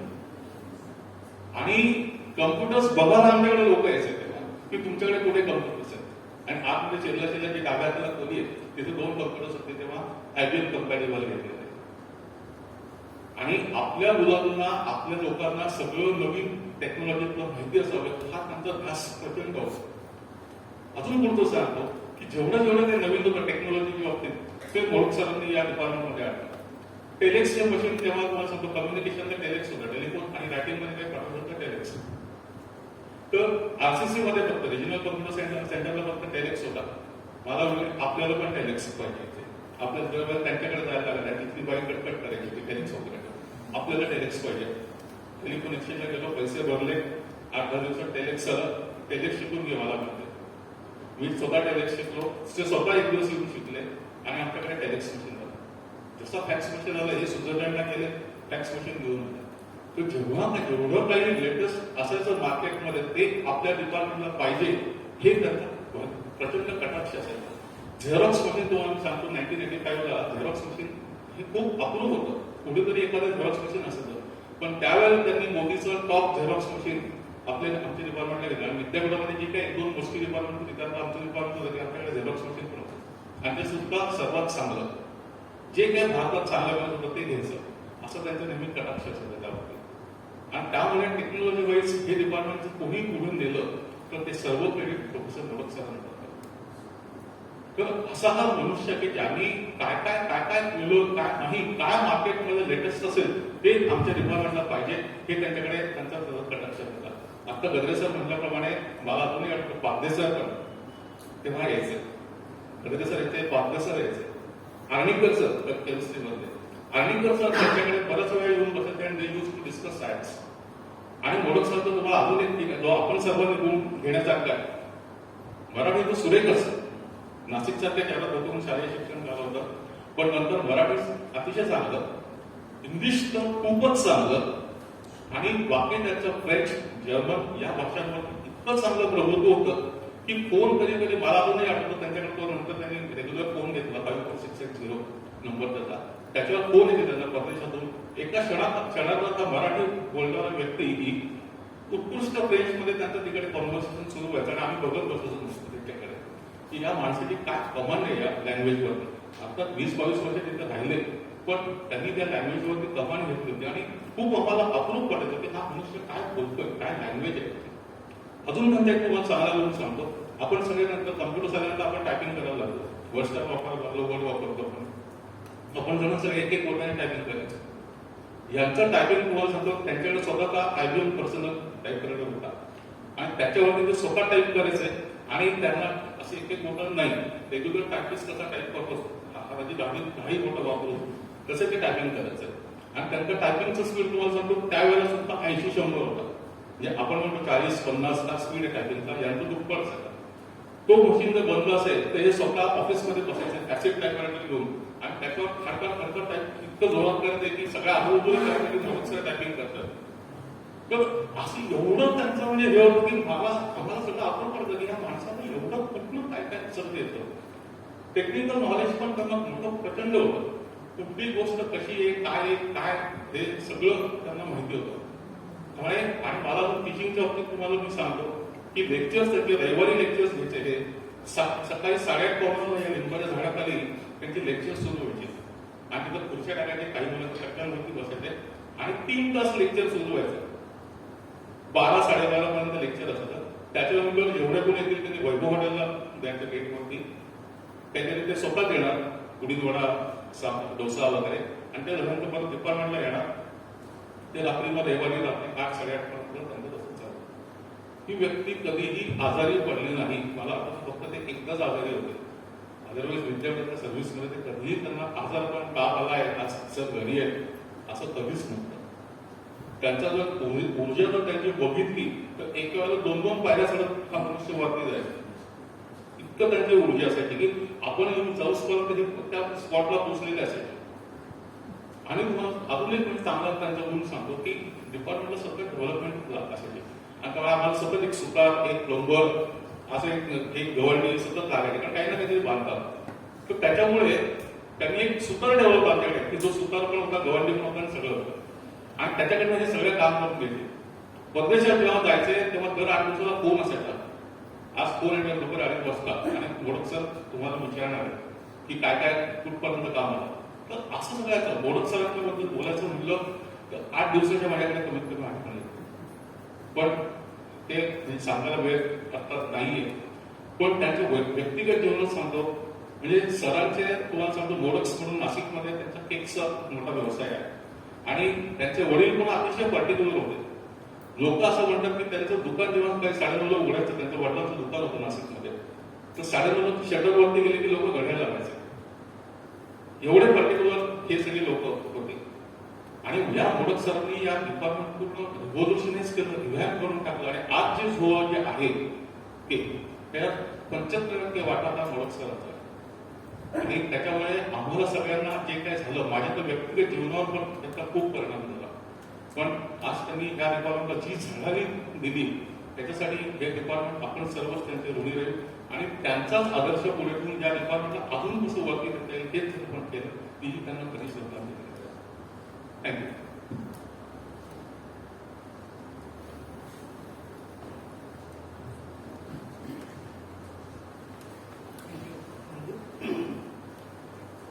I'm sure many of you wish to express your views about Professor Sohan Modak, but for the want of time, we would like to curtail and we will move on to the messages. Many of the teachers, scientists from across the country have sent many messages, and we would like to read those messages.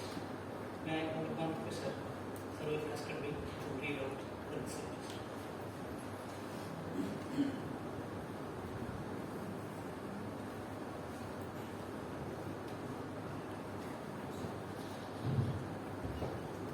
The first message is from Professor Prabhakar, who was professor at Savitribai University. He says, I was deeply shocked to hear about the sad demise of Professor Sohan Modak. It's a big loss to biology community of our country. His contributions to Pune University are too well known. He became a living legend for over 3 decades, a colorful and strong personality. Sohan Modak did not suffer fools and charlatans. He was a fearless person who will call spade a spade. He was a great teacher and public intellectual, ideal mentor. I have been in touch with him for over 4 decades. We worked together till last year for Karnataka government in revamping and repurposing Fuji science education. I cherished reading his articles on education and role of teachers. a true inspiring scientist, institution builder, and a sincere friend. A lover of poetry and fine things in life, he was a role model to everyone. My deepest condolences to Sharmila Modak and their children. May his soul rest in peace. Second one is from Professor Kannan, who was with us for a while. He then moved to Indepted University and finally became Vice Chancellor of Nagaland University. Kannan says, Professor Sohan set the standard for teaching both theory and practical for biotechnology, zoology students. The faith he reposed in me in handling biochemistry, especially protein downstream processing, brought the best out of me as a teacher. Teaching 26 hours per week, including Sundays, made me understand the importance of passion and commitment in nurturing young minds. This made me confident and could replicate his model in the newly established Indepted University in Delhi and class 11 and 12 of CBSE schools. He made it a point to visit me when I was Vice Chancellor at Nagaland Central University. He was like a big brother who always encouraged and demanded the best out of me. He used to join me in my online seminars under AK Biotech few months back. Thank you, dear Sohan Modak, for making me also as part of your vision. Sharmila continues to remain in touch and may God give her strength to face the future.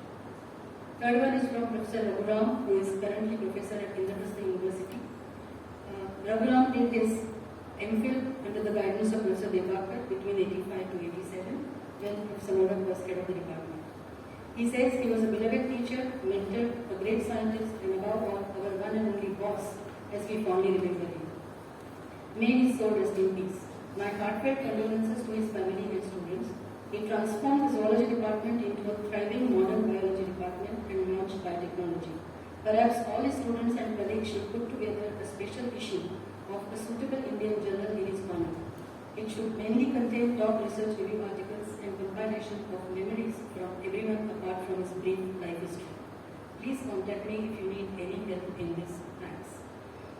Then Professor Nanjunaya, who was professor at IISc Bangalore and now at Center of Indian Genetics. I am shocked at Sohan's passing. I had no idea that he had been doing poorly. We had been in touch off and on for some 45 years. Sohan was the exact opposite of the ivory tower scientist who refuses to engage with the real world.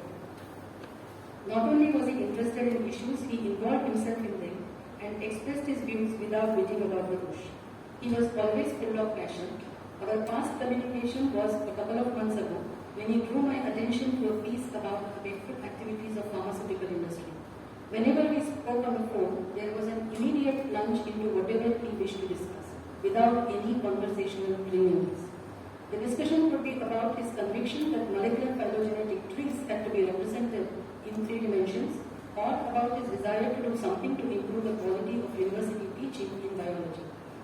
In the latter part of last year, there were a series of emails containing his latest poems in English, Marathi, and French. His versatility was amazing. Any number of students have testified that they never had a teacher like him. By listening to his seminars, it was possible to get a feeling for what they meant. One wrote to me 2 days ago and referred to Sohan as this larger-than-life, irreverent, brilliant man who challenged you to think. The world of science in India has lost something. Then there is a message from Professor Aditi Bhargava, who is a professor at University of California, San Francisco. Professor Modak will remain imprinted on many generations of students. How fortunate was I to have learned many fundamentals of molecular biology from one of the best in the field. His method of teaching was highly untraditional to say the least. He would rattle off millimolar concentration of NaCl in which histones would be more stable with ease and panic that is impossible to replicate. His freehand drawings of histone DNA complex on that overhead projector in the museum, the cause which later he revealed was to see if these students had any questions, but which I thought was part of his delivery style, are still imprinted on many of us. His creative learning methods included learning SOPs. One couldn't operate the centrifuges without reciting 2 pages of worth of step-by-step protocol. 2D gel electrophoresis and DNA fragmentation were something he worked on very early, but did not give credit for his discoveries. Professor Modak's passion for developmental and cell biology remained with him until the end. He talked about his finding an anomaly in spike protein of SARS-CoV-2 virus. He had the knack of seeing what most people missed out. He was troubled that his peers and colleagues couldn't see his point of view. Dr. Modak was also a prolific writer, a poet and haiku writer. I was fortunate to have a discussion about science and my work and his work even after he was released from the hospital recently in February. Dr. Modak is no longer with us, but the imprint he has left on our scientific temper and method will stay with us for generations. Then there is a message from student of 8890 Biotech batch, sent by Isha Gunguri. Sohan Modak was a Renaissance man equally at home in the world of science and art, a polyglot who waxed lyrical about all things scientific and excellent poet in multiple languages, equally at home in different worlds. He was a truly unique individual and one who made a mark on the lives of so many. The thing that I was most in awe of was that he did not let the world define him, rather he lived life to the fullest, appreciating things that most people might pass by in their daily pursuits. I will not forget how in my very first scientific seminar class, he asked what seemed like a million questions until I was able to clearly articulate the concept. It was unconventional teaching but very effective, a lesson I have not forgotten. My deepest condolences to his family and the regions of training and the colleagues he leaves behind. May your soul fly even higher. There is a message from Dr. Jyoti Pode, who is scientist at ACTREC, previously Cancer Research Institute. She says, selection and entry into first biotechnology postgraduate course in India in 1985 was a milestone change in my career or brought new meaning of life. This is where it dawned to me my passion in research into animal science or life sciences. Our mentor, Professor SPM, we called him boss, with total respect, had very connoisseurly selected batch of 20 of our first batch biotech students. His daily interactions with us for update on lecture topics or teaching structure, be it groups or few or all us together, actually architect our minds in developing our personalities to discuss any topic with fearless and confident approach. For any subject, first understand the basics in details to strengthen the foundation and then pursue achievements in the field, tracking every detail of experimental steps or getting to know working of every instrument involved in experiment actually tuned us for tackling success or failure with open minds. His lectures in evening, which never had any time limit, took us through details of nucleosome or English writing or research article writing with super intricacies that have actually sculptured us what acclaimed leads we are today in our field. Our lab works on tumor immunology and is a favorite of postgrad trainees who are aspiring to make career in his research. To continue legacy of SPM in teaching ways, I make sure they start from basic foundation and then slowly learn about the advanced immunoassays. Every action of his had impression of his thought and process. Be it conducting entrance interviews or telegrams we got at midnight saying congratulations you were selected for the course, or making sure our leaving was comfortable in university hostel. He would pay attention to all these details and executed in his style. Later, when I met him at celebration of 25 years Silver Jubilee occasion of Department of Biotechnology at University of Pune, I shared stage with him as invited faculty and I felt very proud that day. I have achieved whatever is because of super strong foundation laid by him in shaping our minds. He will be always among us, all biotech students. My salute to his great personality. May he still continue showering his blessings to us wherever his soul resting in peace. Dr. Manisha Inamdar, who is a scientist at JNCSR, Bangalore. It was a great sadness and a sense of loss that I read about Professor Modak's passing away. He was one of the best teachers I have had and the one who introduced me to the world of molecular biology and developmental biology. There are so many more things I learned during that exceptional master's program led by him in Pune. It was an amazing time that I feel very fortunate to have experienced. I have a couple of students from Pune Biotech in my lab now, and they too are so influenced by his legacy. I didn't know who to reach out to about this big loss, so I thought I could write to you, Saroj had such a long association with him. My most heartfelt and sincere condolences. Then Dr. Kavita Lohe, who was my contemporary here, now she did a PhD in Professor Prabhakar, and now she is a scientist at NIT. We were fortunate to have Professor Modak as our teacher during formative years in Zoology Department, attending in lectures on molecular biology and developmental biology or feast. He had a unique, lively way of teaching and keeping the entire class attentive. Though attending his classes for English speaking and giving seminars was very scary. I still remember my first show in the first seminar, where I selected a research article on chromatin to impress him. He made me explain the title to the students. It was indeed very complicated and I was unable to do justice to it. He made me re-deliver the seminar next time and explain the importance of title while writing scientific articles. I was among lucky 5 students who got specialization in molecular biology. I also did master's dissertation under his guidance. We could use state-of-art laboratory equipment such as ultracentrifuge, beta counter, hybridization oven during those days. Nobody will believe that I used P32 labeled nucleotides during my MSc. This is in 1985. I still remember the day when I had completed my DNA melting experiment late in the evening and was winding up to go home. He sat with me and made me do the graph and said, "How can you become a researcher if you don't have curiosity to know what your results are?" This was a turning point in my life. It motivated me to do PhD and to continue further in research field. He made us work hard, think and apply our knowledge. We could easily clear UGC CSIR NET exam. Almost 50% of our batchmates did PhD and some became teachers and continued to take ahead his passion for motivating students. You will always remain in our hearts, sir. Rest in peace. Shrikant Mathur, who was with him for some time, but he later moved to Switzerland and did his PhD. He says that Professor Modak was one of the exemplary leaders in life sciences landscape whom we remember today. I had opportunity to learn from his wisdom in the 90s. My first impression of him were an excellent teacher who narrated an intricate macromolecular interactions lucidly, making us visualize them in 3D.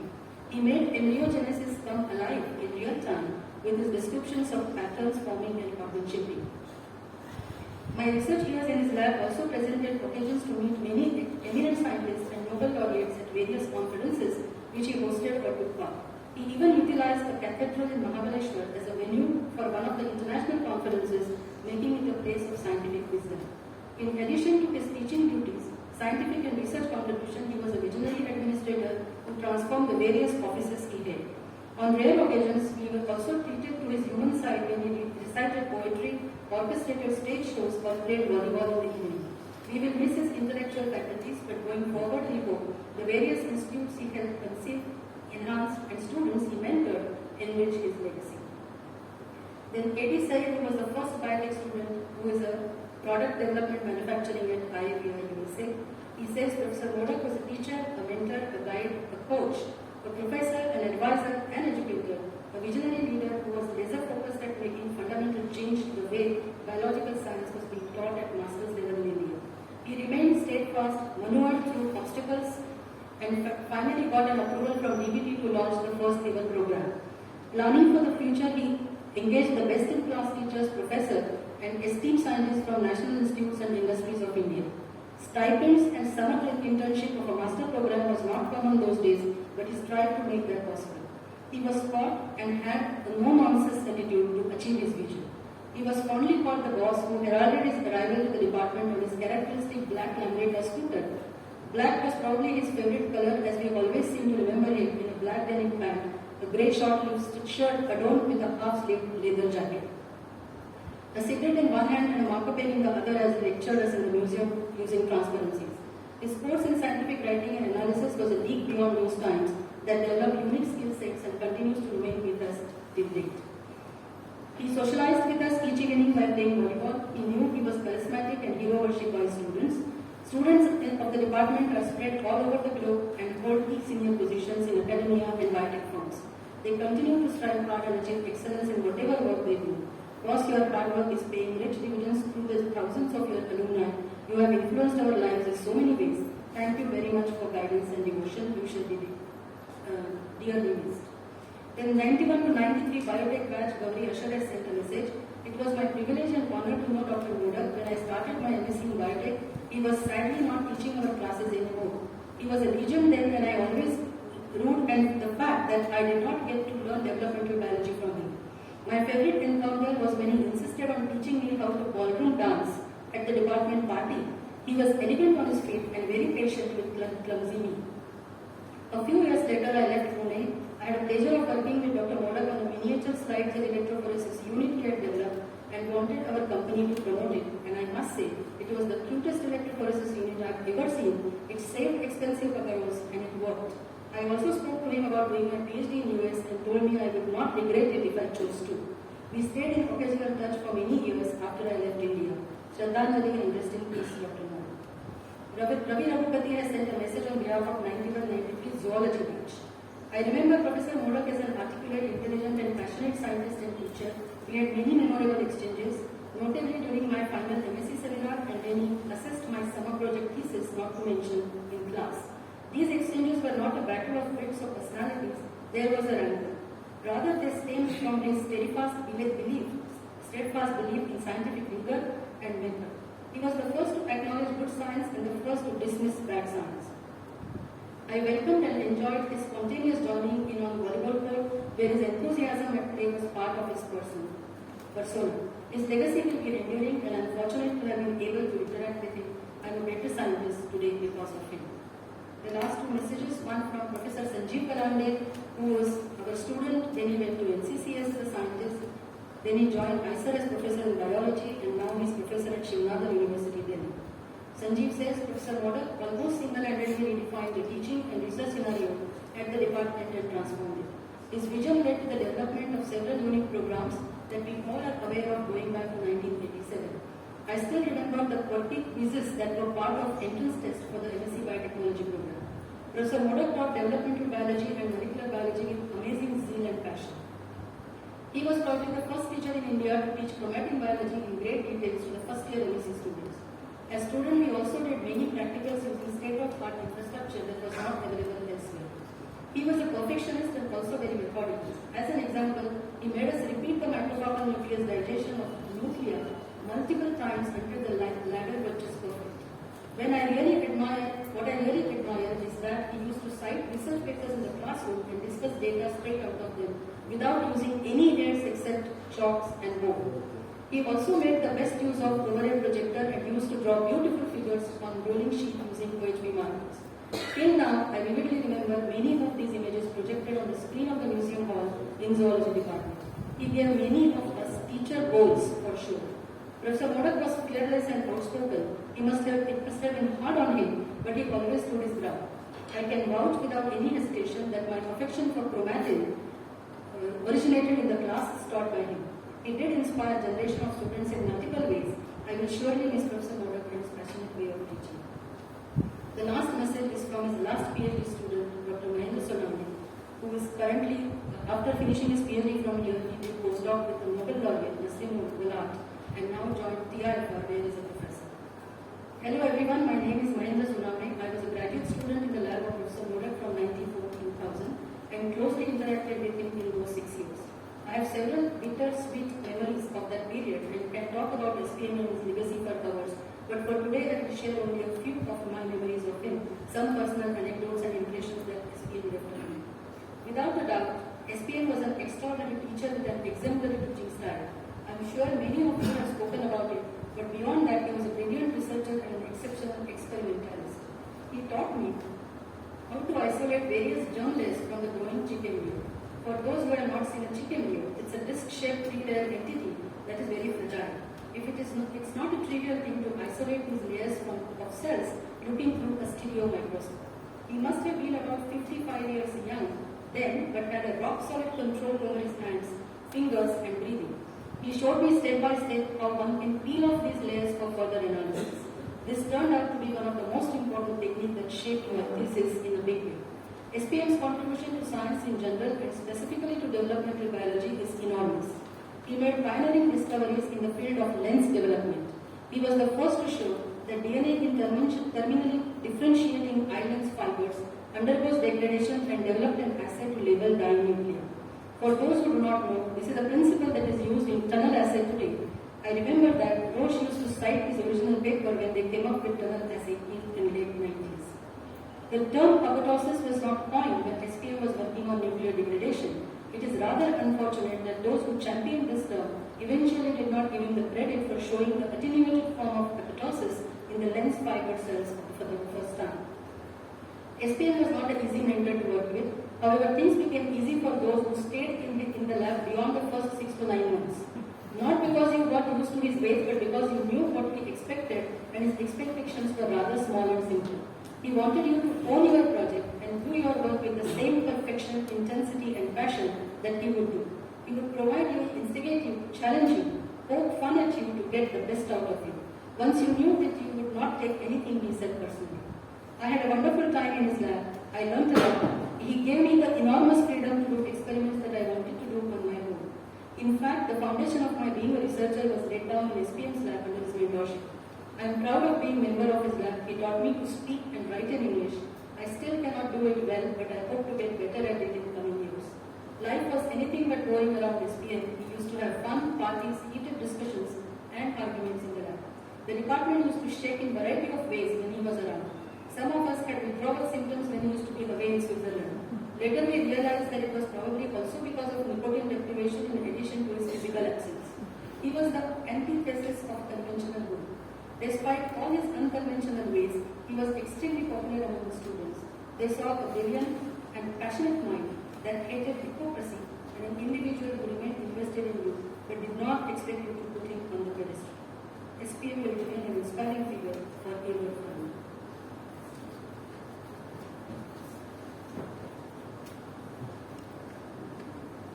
Thank you, ma'am, for those messages. May I call upon Dr. Ashmarija to read the message.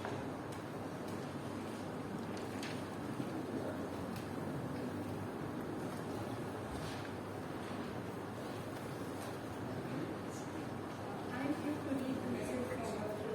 Seminal, Dr. Shobita Mami, and she writes that here are two words in remembrance of Dr. Modak.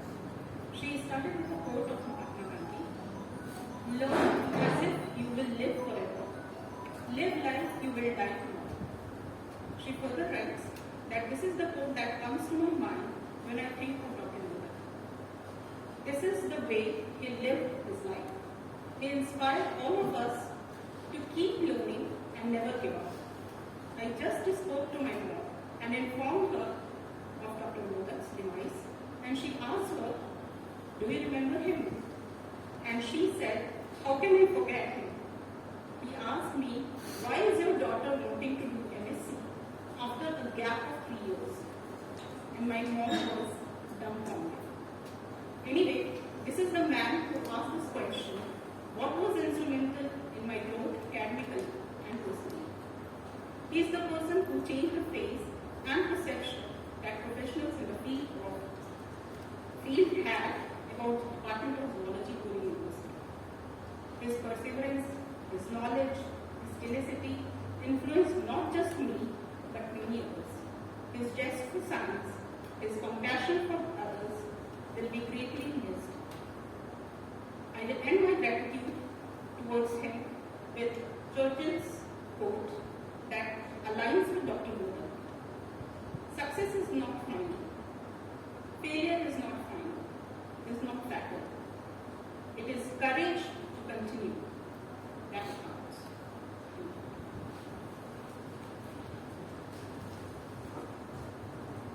Thank you, madam. I have last two more messages. Please bear with us. This message is from Dr. Ravinder Bokha from US. She says, "I have known Professor Sohan Modak for many years.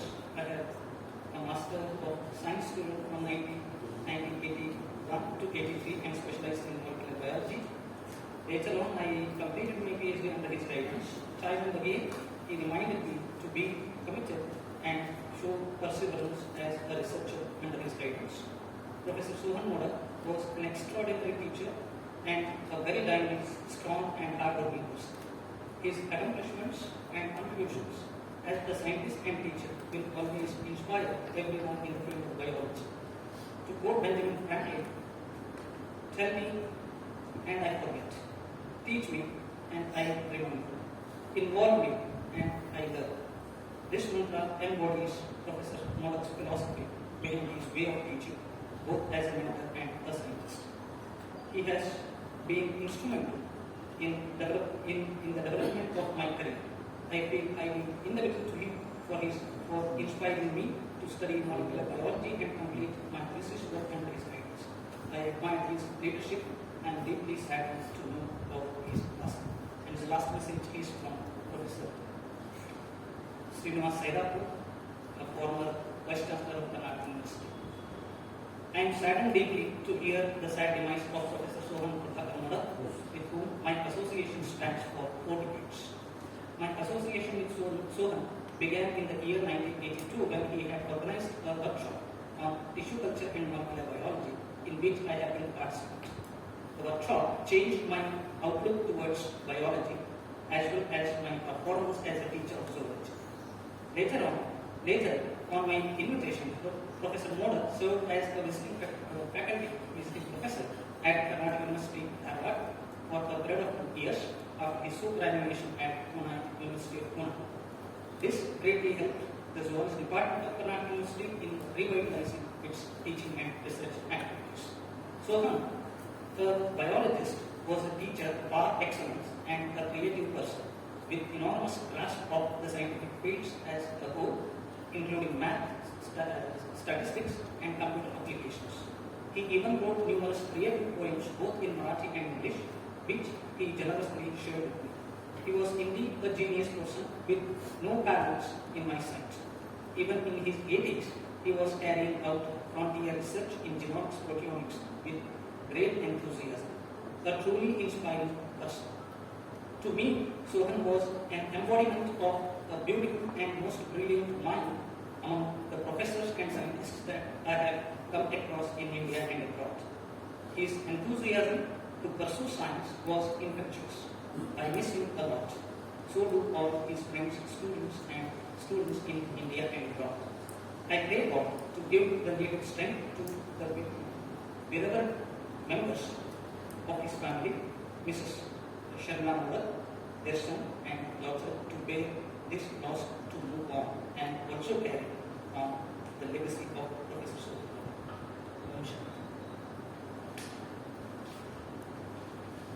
So with so many methods and the speakers, what we realize is the greatness of the person. His attitude towards teaching and research. And I feel a real tribute to such an eminent scientist and a great teacher would be to inculcate at least some of his qualities and try to strive for the excellence in teaching and research. Lastly, I would request all of you to stand up and maintain silence for 2 minutes at the moment.